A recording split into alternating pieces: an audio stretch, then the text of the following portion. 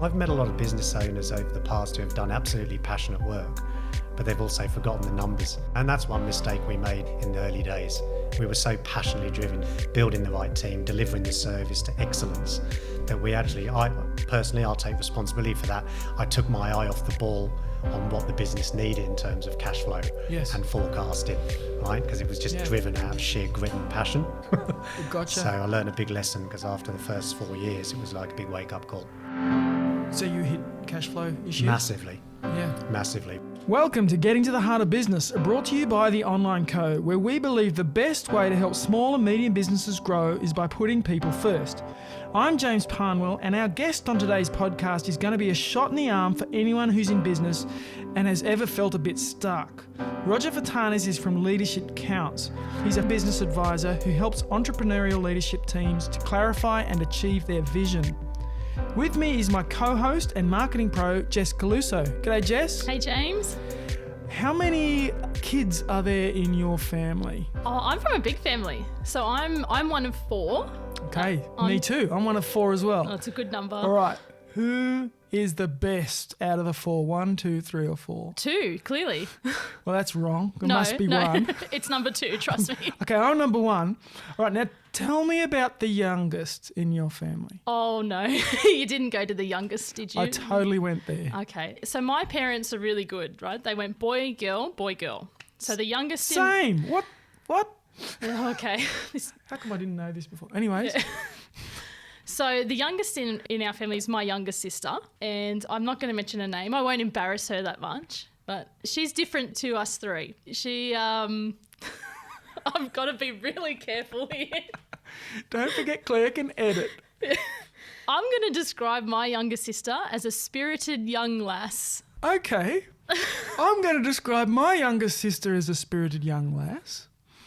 It looks like there's more of a story to this. Yes, there is. Well, so my youngest, who's probably listening, was maybe the most headstrong, the most fiery, and the most outgoing. Definitely the best people person out of the four of us. I would describe my younger sister the exact same.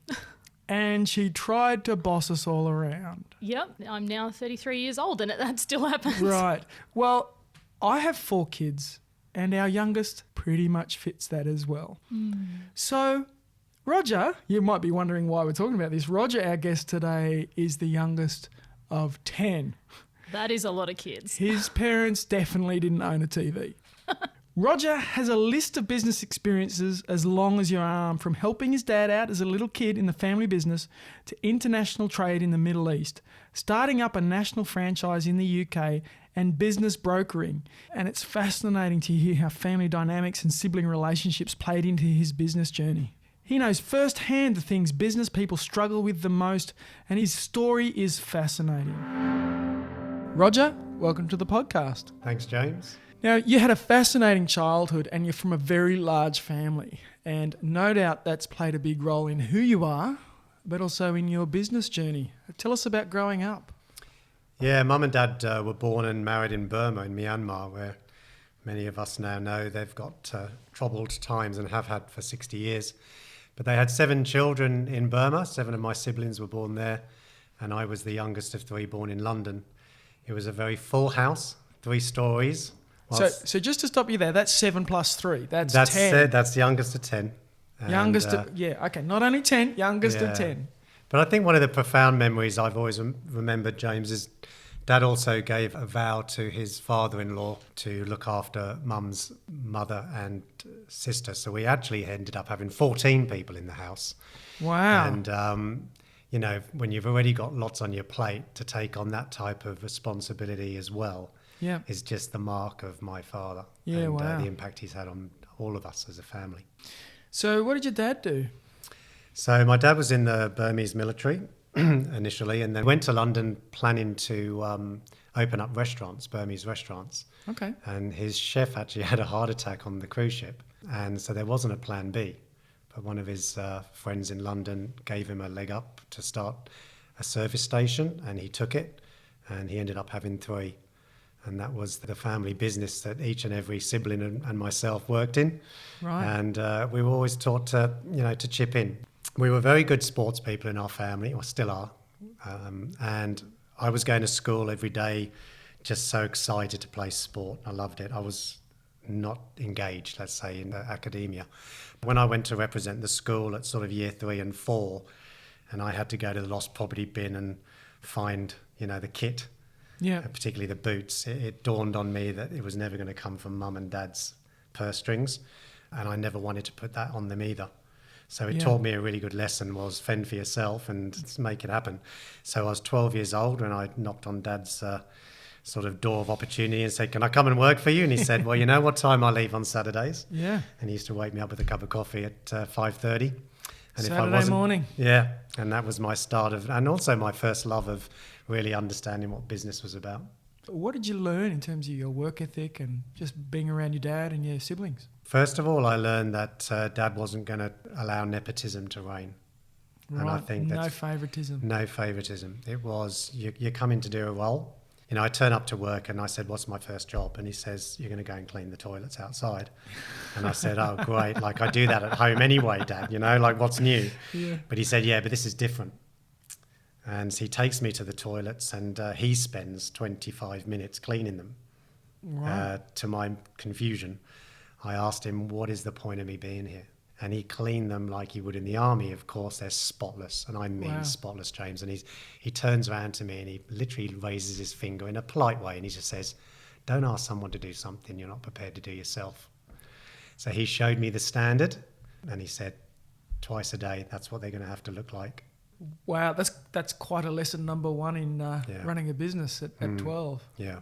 Well, for those sort of 4 years between 12 and 16, I worked at Dad's on the Saturdays and school holidays. I took more shifts and earned my fiver for the 8 hours, which I loved. And, back in those days when you got the cash in your hand as a pay packet, it was in a brown envelope. Yes. And something I think is really important for business today, fast forwarding if I may, is just what is the exchange feel like when you've done a great job, you haven't taken shortcuts, you've given it your all energy. It comes with a thank you, eye to eye, and a handshake. Dad always shook our hand, looked us in the eye and said, "Good job, son, well done." And then that was the thank you, and the pay packet was the reward. It felt really tangible. Yes, I remember those little envelopes. Yes. Yeah. Now, you actually got into the export trade as a teenager.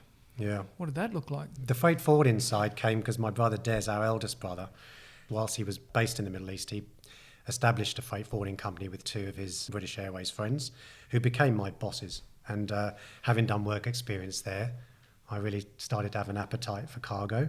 And I said I'd really love to learn more. And I ended up leaving school after year 11 and going into that business. Yeah, so you learned export between the ages of 17 and 21. That's right. And became an export manager at 21. Yeah, I really had this strong appetite to solve people's issues and problems. And that's what really freight forwarding is all about. So I started at around 24 to travel to Saudi Arabia. So what was it like working in the Middle East? Terrifying at first. I had no idea really what I was to try to converse, sell, what was the culture going to accept me. Really massive imposter syndrome because I was like, should I even be here? Yeah. Am I experienced enough to be in this room with these people? Yeah. But with Des's expertise and also his guidance from his partners, they just said, look, you're here for a reason. I know what that reason is now, and that is that I build trust very quickly with people. Okay. And I should say earn trust from people quickly. And having gone to Saudi, one of the biggest things I've learned is who can I be that's different to how the other freight forwarders were playing that market. Interesting. And the only way they played that market was pricing. Okay. So everything was won on that. And of course, price. I'm a young man in a small family business, and I'm not going to be winning on price.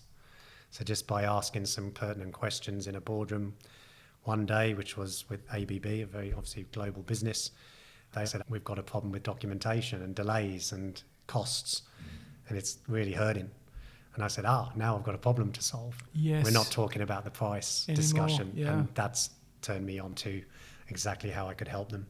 And we filled the gap. So we became very attention to detail with all the bills of lading and airway bills and all the stuff they were suffering from. And we became like a London consolidator into the kingdom. So you really found a niche in Very there. niche, yeah. Like a lot of business people, it sounds like you kind of stumbled into it. Just you were chatting with people and up it came. And Yeah, what I had the most fear around is feeling that I was going to go back to London, back to the company to tell family staff that I failed, because I was going like, how can I compete on the price? So I was almost a eureka moment for me. It's like, yes, they've got a problem to solve.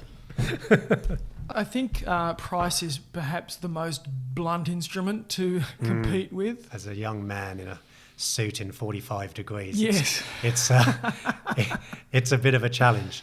But at the same time, keeping your cool around when people are flustering for a deal.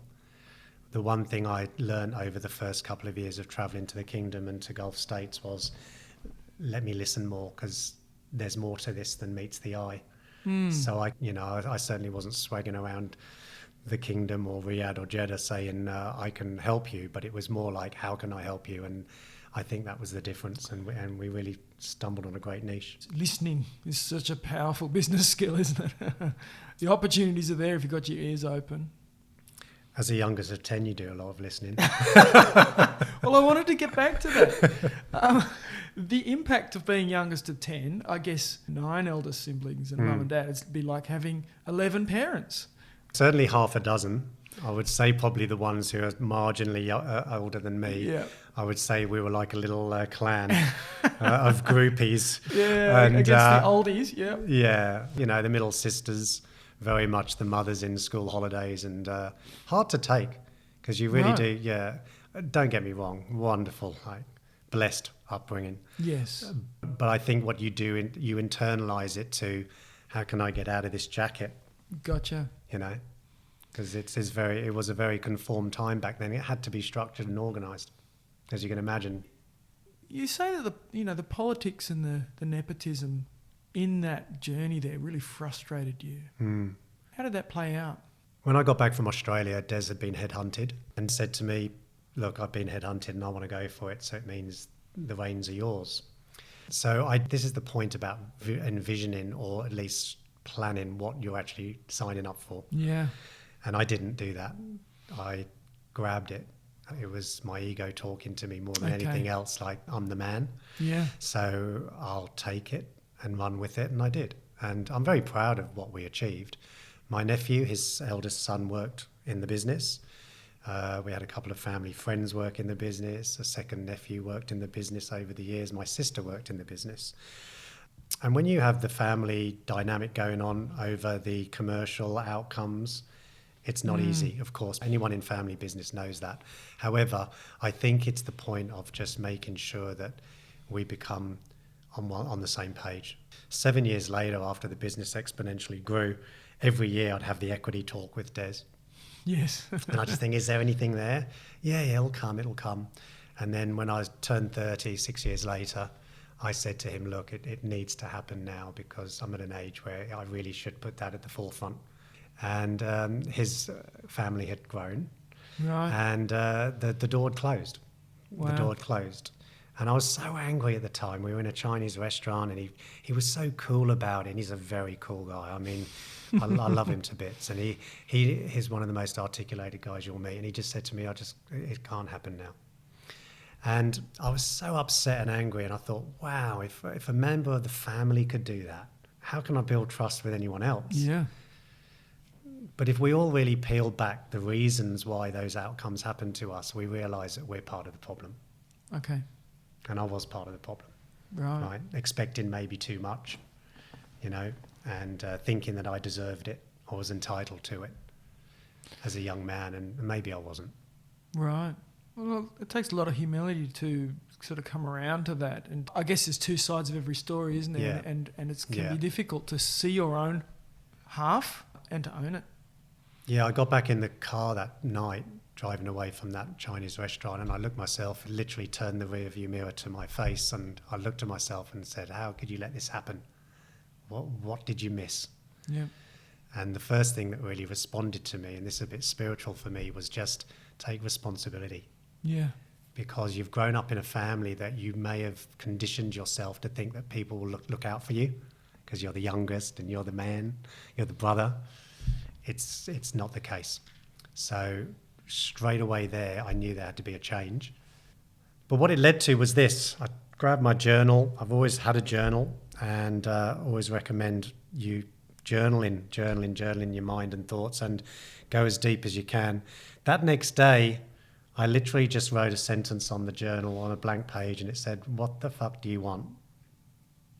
And I realized that what I really wanted was probably recognition, that I could do something on my own and do something on my own steam.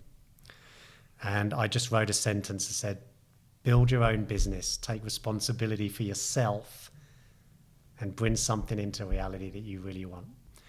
And then I started to draw circles, and it really became pictures of my vision. I drew groups of people which were fans, really, and I gave it the analogy of a stadium.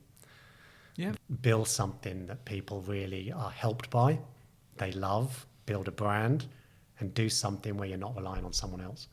And that was my trigger, which gave me the courage to resign and move into that business. A painful situation.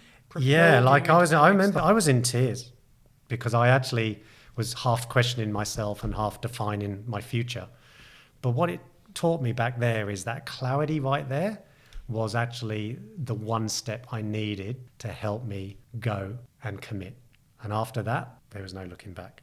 And it drove me to the next opportunity. Right, so you've had an epiphany. Epiphany there. And then you start another business with another brother. Of course you go back to that. Yeah. Chris and I were football coaching, and he was working for Southampton Football Club, and we hadn't seen each other, and we wanted to spend social time together. And it basically was a catalyst for talking about a new business model in sports teaching, education and coaching, which we've obviously been passionate about all our lives. But I never thought it would come to a business in its own right. I thought it was a bit pie in the sky, to be honest. Okay. And a bit hobbyish. Well, you guys are catching up at the pub and chatting about this and dreaming and all the fun stuff that comes before the actual work. But at some point you've said, all right. Yeah, line in the sand. Let's do this. And it's good fun, but can we actually make it work as a business model? Yeah. So we pulled a sister in, Linda. She had a global franchise. When you've got so many siblings, I know, there's always another one you can call on. But Linda had successfully franchised a language for children's business globally with her husband. And she was both available and willing to give us counsel and help about what her journey looked like and what we would do to set up. And the three of us went on a journey. And it was, quite frankly, when Chris and I first met at the pub, the reason I said pie in the sky, because you think, are you really going to get paid and make profit from something you actually just adore? Yeah, so much fun. It shouldn't get paid for that. Yeah, it feels wrong. Yeah. It felt unreal and almost like cheating. Yeah. But it came real when we actually ended up corporatizing it. Yeah. So what did the first months of that process look like? You're a startup. And you hadn't done startup before, had you? You'd worked for your dad, and then you'd worked for your brother, and now you're like complete blue sky, can create what I want here.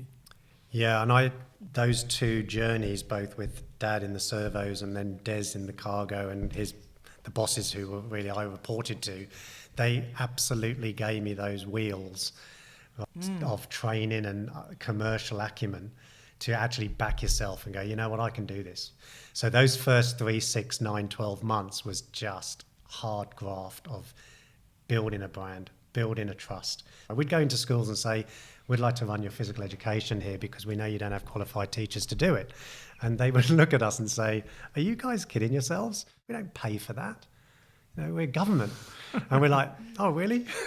But the response that Chris and I had was a confidence response. And we said, well, we'll do it for free for a term if you accept our offer, and we'll prove to you who we are and what we're about. Because right now we get it that you don't know what we're about to do. But we also delivered our why. And our why was to coach children with active lifestyles, counter obesity and sedentary issues. Okay. And as soon as we delivered our why, that was the flick of the switch to them. And they're like, that's on our agenda. All right. Well, you're in my happy place now. We're talking about marketing. So you've mentioned branding, you've mentioned trust, and you've mentioned your why. Yeah. And you've bundled those ideas together. Yeah. And Linda, our sister, was a beautiful and brilliant marketer. And she had done a marketing degree, and the flavour then, the spin that she put on from a brand and PR perspective for us was actually the difference between us getting our marketing right. Because it was professional from the start because of her. And she deserves a lot of credit for that, because if we didn't have her expertise then, we would have fudged it. We would have been busy doing the doing. We worked 7 days a week for the first 3-4 years. It was just full on. All of a sudden, we're coaching 2,000 children a week. It expanded real fast. And that was because we were teaching, I believe, the Vertannes values, right, from mum and dad and the way we were brought up. And the vehicle was sport. You can go and teach a footballer or a netballer, but ultimately, when you treat people with the respect you want, the parents are just saying, do you know my son, James? He's just transformed. Yeah. Thank you so much. And that legacy will live with me forever. And I'm so proud of Linda and Chris and the team. Well, I really love that. In any business, I think if you can get the values to shine, the why, it's far more valuable than the what. You know, what are we selling? Well, we're exporting things, or we're teaching kids, or we're doing digital marketing. Whatever it is. The why is it's attractive. Yeah. People get excited and envisioned by it. Yeah.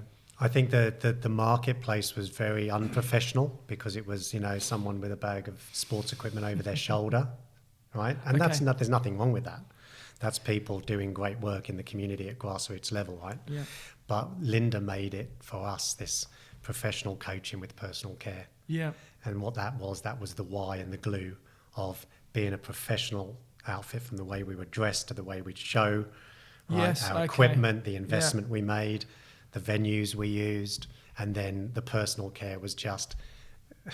I remember we ran a course of 110 children, and Chris and I set up these 2 tables at the reception of this college, and 110 children turned up, and the parents would drop off their child, but then stand about 10 to 15 metres back from the registration table.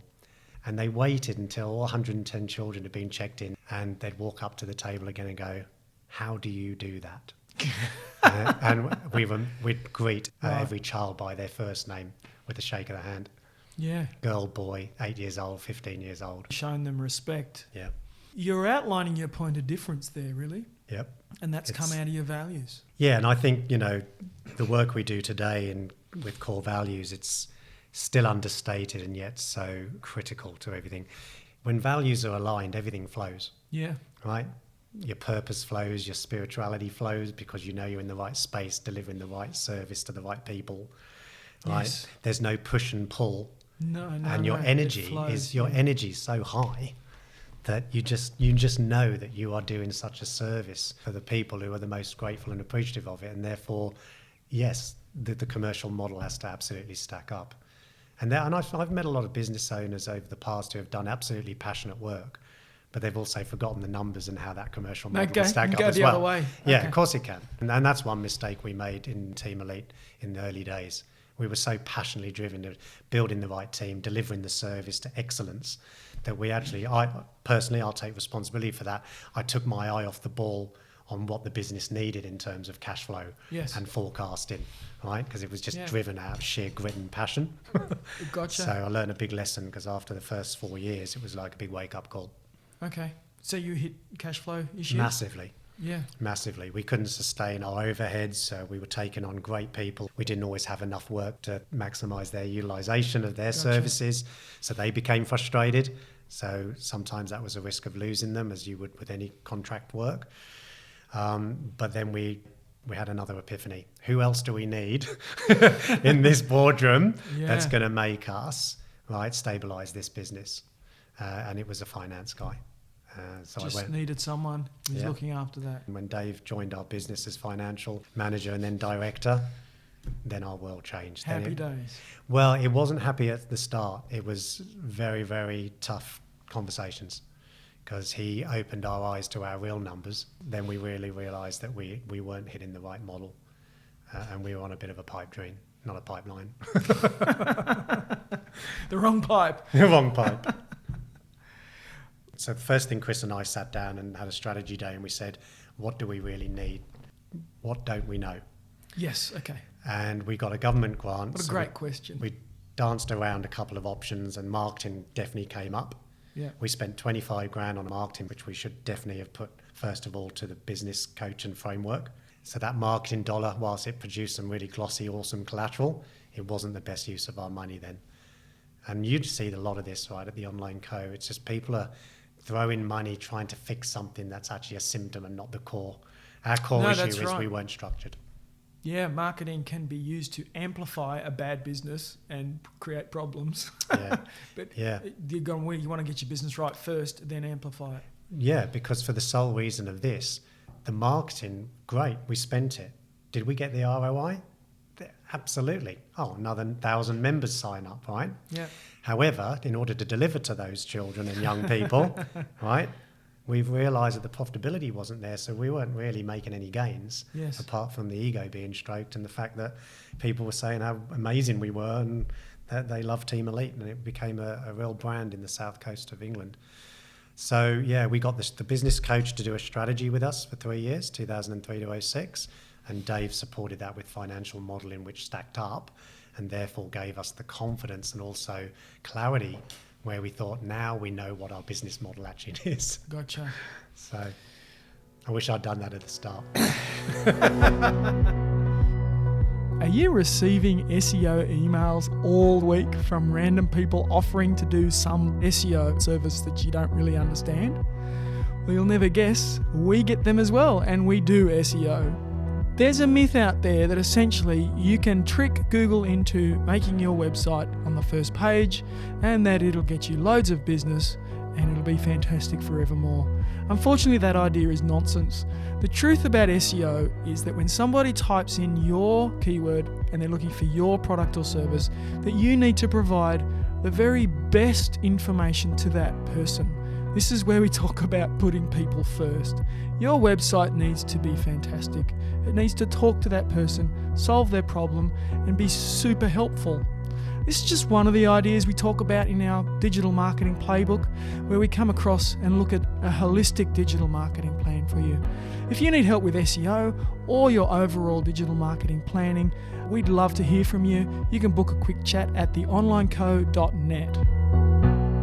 Now, as a native Sydneyite myself, having grown up in Australia, I totally understand the bug that you caught at some point, and you've decided that you wanted to exit that business. You wanted to put a plan together so you could move to Sydney.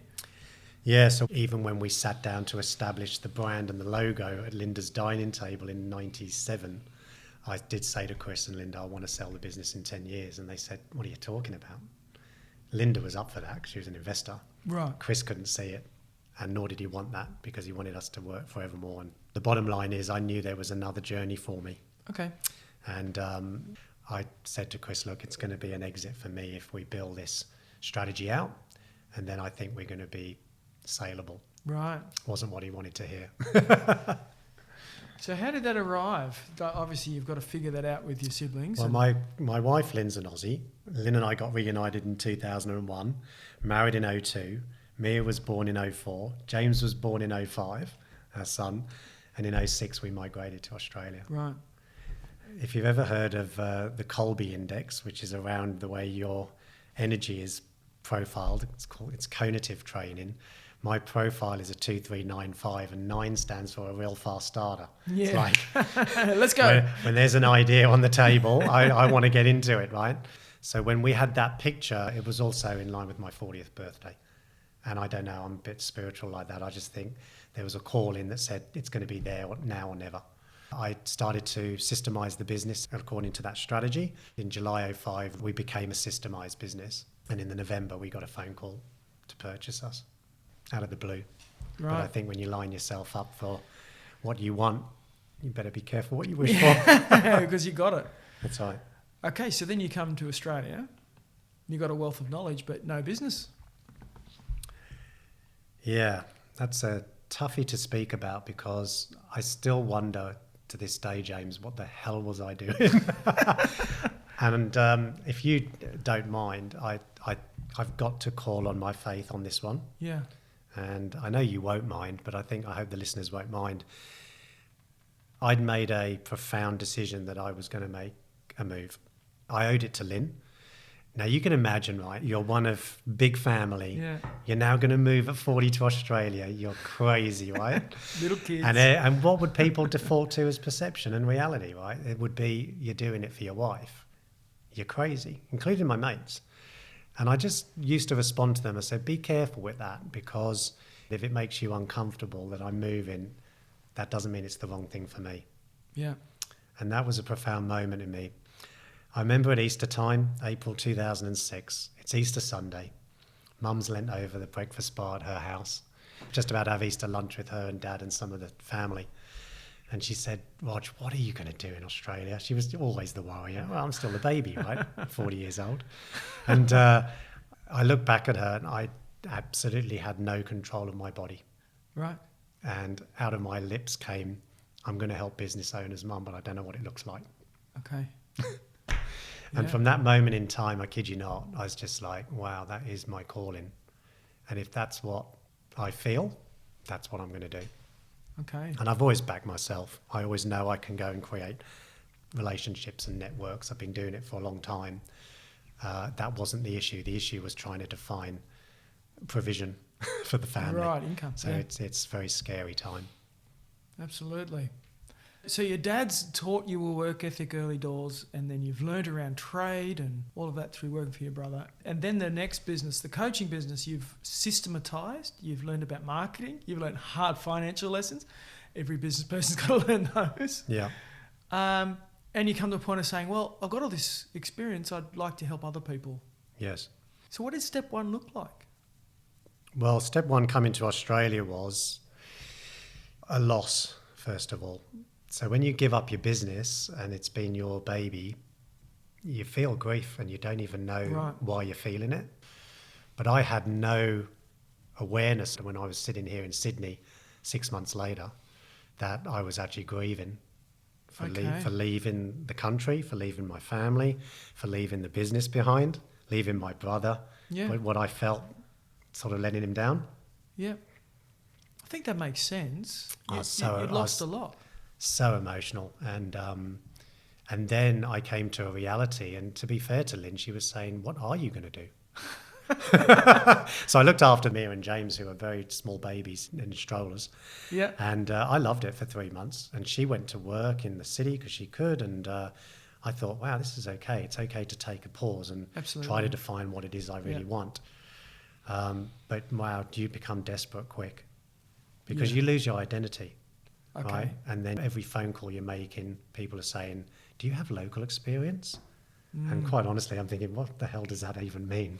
Like, do you mean, do I have business experience? Is Australia run business differently than... Do you need to know how to work a kangaroo or something? I don't know. I never knew what that meant. What I did know after about 6 months of looking for work was, okay, maybe 40 is not the age that you're looking for, or you're going to try and ask me to take a particular role, which probably doesn't suit my circumstances. Gotcha. Bottom line is, James, there were many, many days that I'll sit on my bed and just be in tears and just realise, oh shit, I think I've made a bad mistake. Right.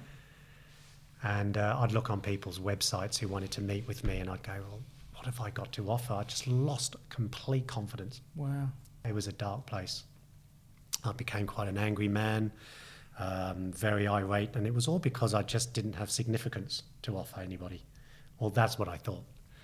And then I got my first breakthrough. The Gilchrist family asked me to come and do some business consultancy with them in the cricketing world because of my sports background, which was good. As in Adam Gilchrist family? Yeah, Adam's brother. Oh, he's my favourite cricket player. Well, there ever. you go. We better not go on that tangent. Maybe this is not. A business But they're podcast. just a lovely family, and they gave me my first step up, which I'm very grateful for.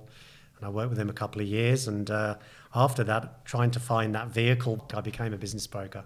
Did my license in 15 weeks, locked myself in the study, put my head down and just learnt the modules so I could go out and learn what this local experience meant.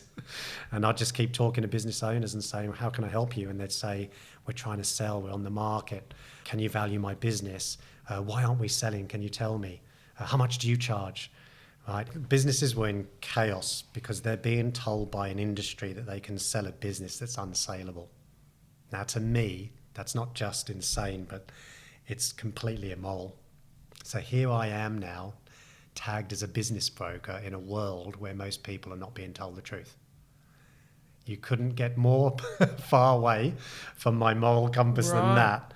So the truth as in, you can sell this, it's valuable, and it's not. It's not systematized. The business is all in the owner's head, all that sort of stuff. For what I learned was, I'll take your listing because it'll make me look good. So I can tell other people I've got listings. Because at the end of the day, you can go on there, and it's still like this today, that probably 75-80% of those businesses will not sell. Okay? And the truth of the matter is, I started to tell people the truth, and they started to perk up, sometimes months later, sometimes the next year or two later. And they'd say, hey, listen, you're right, we haven't had one phone call. So I started to give free consultancy away. In order to sell the businesses. Yeah, and Lynn was telling me at home, you are really not good at this job.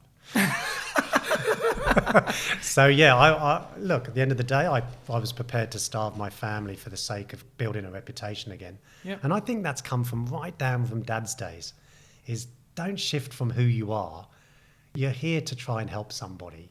And my faith is telling me, just tell them the truth. They'll have to deal with it. And what they were asking me in response was, well, can you help me? Yeah. Can you help me understand our numbers? Can you help me really understand how to sell a business? So it became a roadmap for me. How can I actually help? So again, pretty much faith-driven. I continued to give some free consulting. No one was prepared to pay something of just advice at that time. Also, I was using it as my training. So yeah, it was an investment for me. And whilst, don't get me wrong, Lynn and my relationship was a very on thin ice at that moment, because we didn't see eye to eye on that. Okay. And why would we, right? I was doing her and the family a disservice, let's face it. But I had this inner belief in me that it was going to lead to something that was the greater good, right? About 6 months later, I was introduced to a gentleman by the name of Daniel Davis through my lawyer, who was doing the sale purchase agreements. Because don't get me wrong, we sold some businesses. Yeah. But the gap was bothering me because people were not being told the truth, but also their livelihoods were being played with. Yeah. That's unacceptable. So when Daniel and I met each other, he had started a business called Gallup Solutions, and it was literally educating business owners on how to do it better.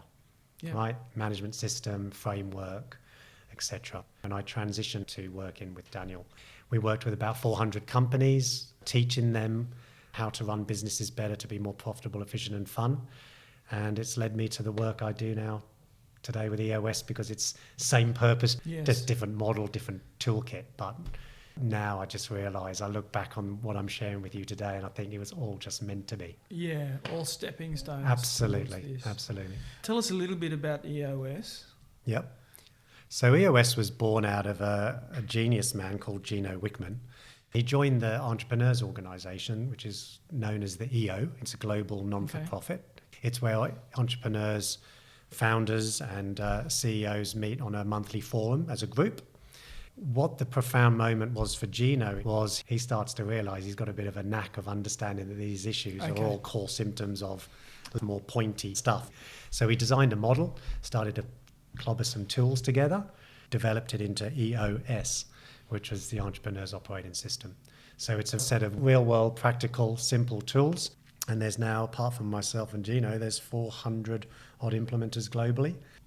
And they teach the process of implementing the system at the leadership level, and then cascades into the business over the journey that we work together. So we're sort of a facilitator, teacher and coach, literally with 3 different hats. Okay. So we impart wisdom, we teach the tools, and then we facilitate the leadership becoming more open and honest with each other and more cohesive and functional, because when we get the leadership right, a lot goes right from there on in.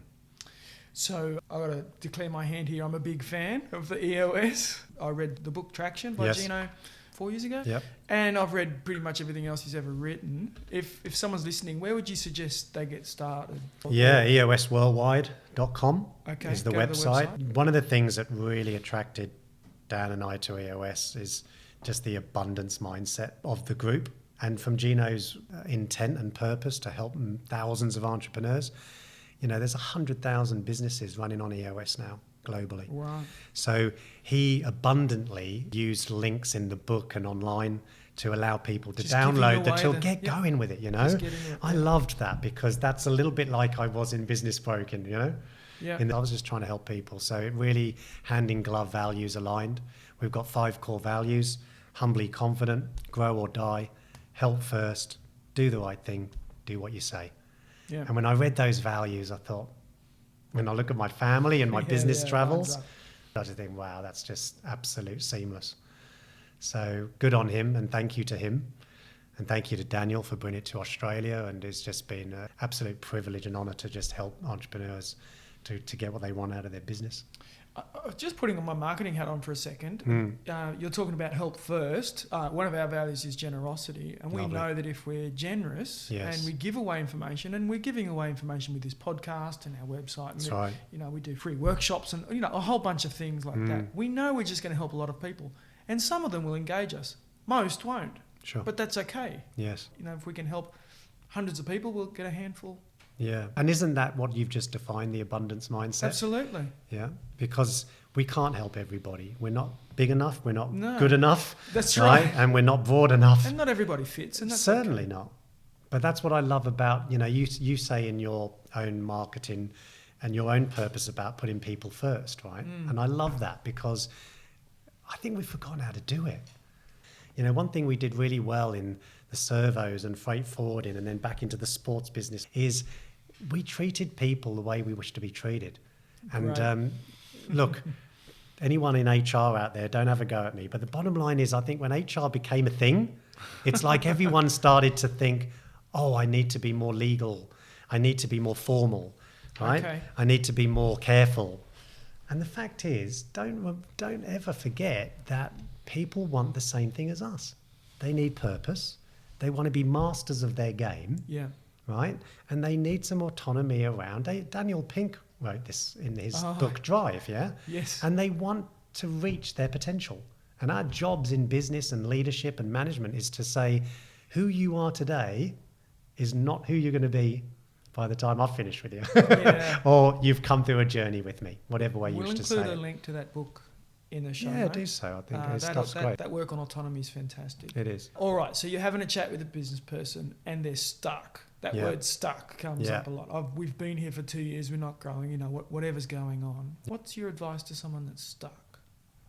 You've got to ask them the right questions about how vulnerable they're willing to be. Okay. So, you know, when I said to you earlier about Chris and I literally sat in that Hampshire Cricket Club's boardroom, which we hired out at the time, and Shane Warne was over there running our elite program for us. And we asked ourselves, what don't we know? Yeah.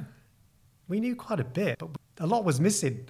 Yeah. So I think I always try to find, like, how vulnerable are you willing to go and what you don't know, so we can have a real conversation about what the gaps are. So to coin the Jim Collins part, it's like you're a good business, but you know you could be doing it better. So it's a good to great journey, right? Yeah.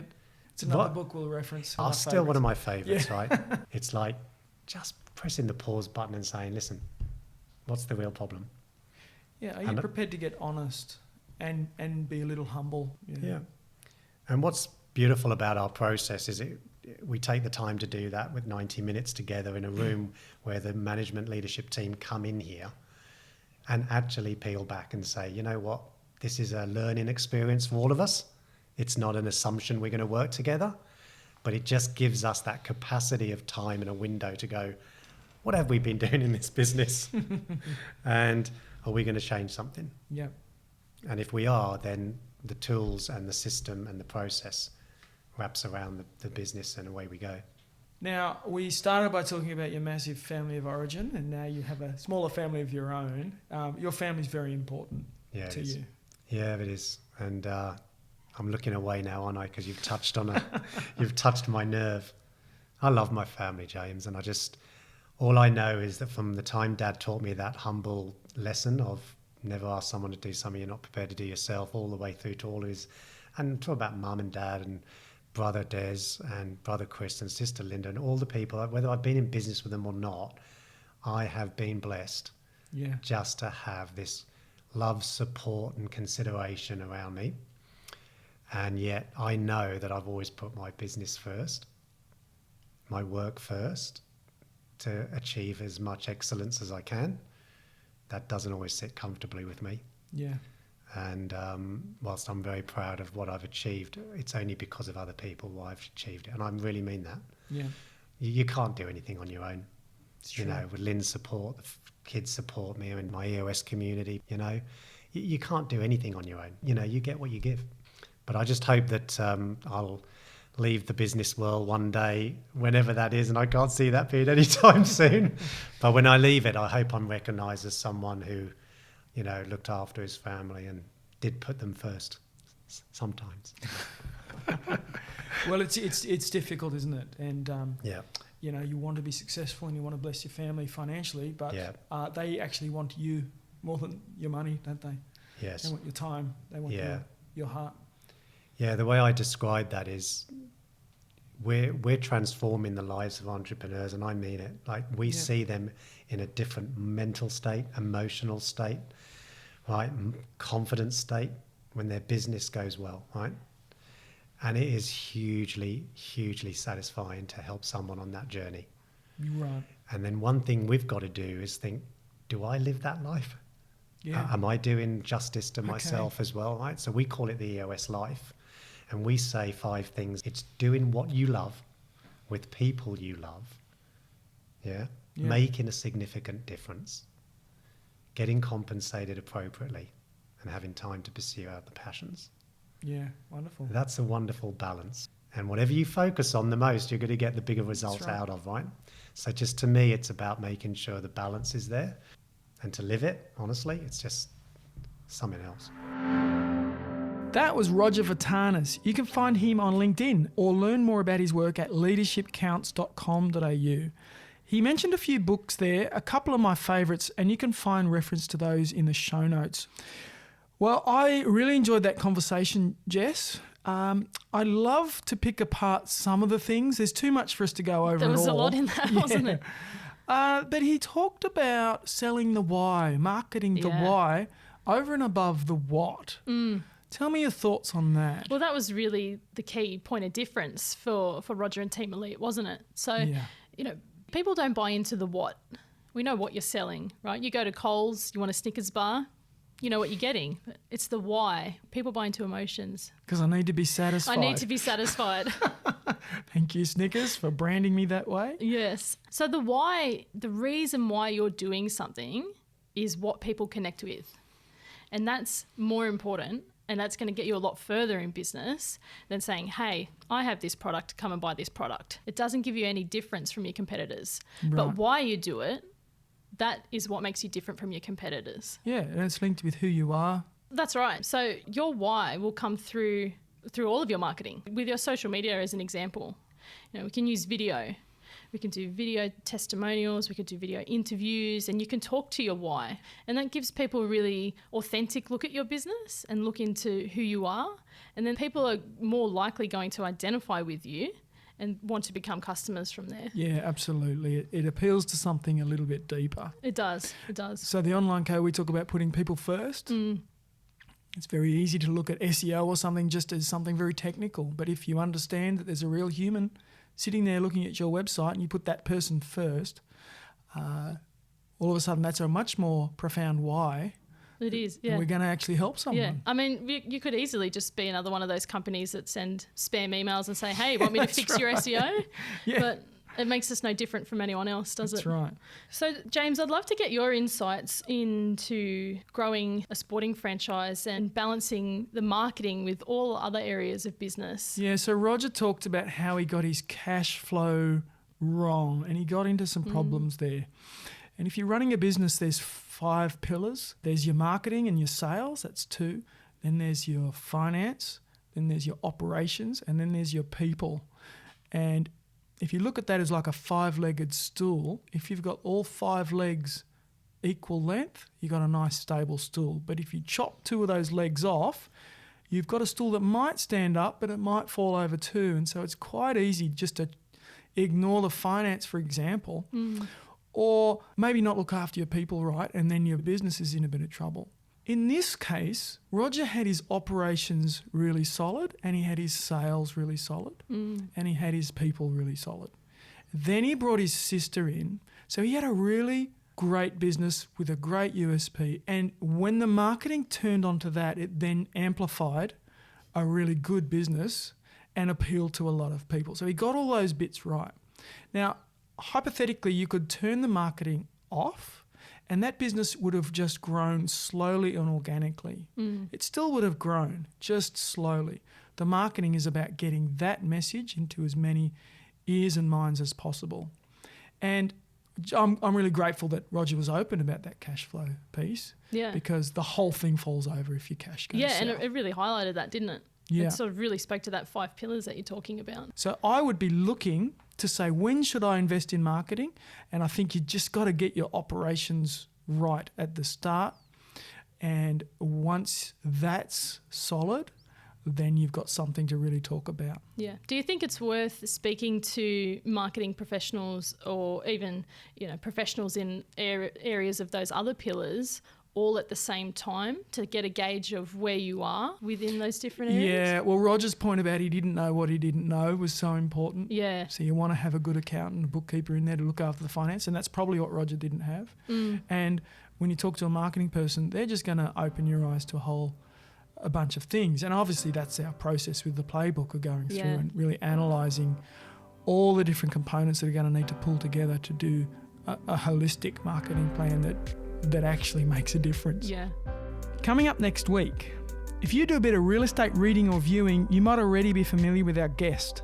He's Steve Waters, the founder and director of Right Property Group. Steve's a respected authority in the investment property game in Australia. He makes regular appearances on TV and in print. And the story of how he got into the real estate game is quite surprising. This episode of Getting to the Heart of Business was brought to you by The Online Co, produced by Claire Bruce, music by Harry Parnwell, and you can find us at theonlineco.net. If you've enjoyed this or you know someone who would be helped and encouraged by this, we'd love you to share it, subscribe to us, and leave us a review.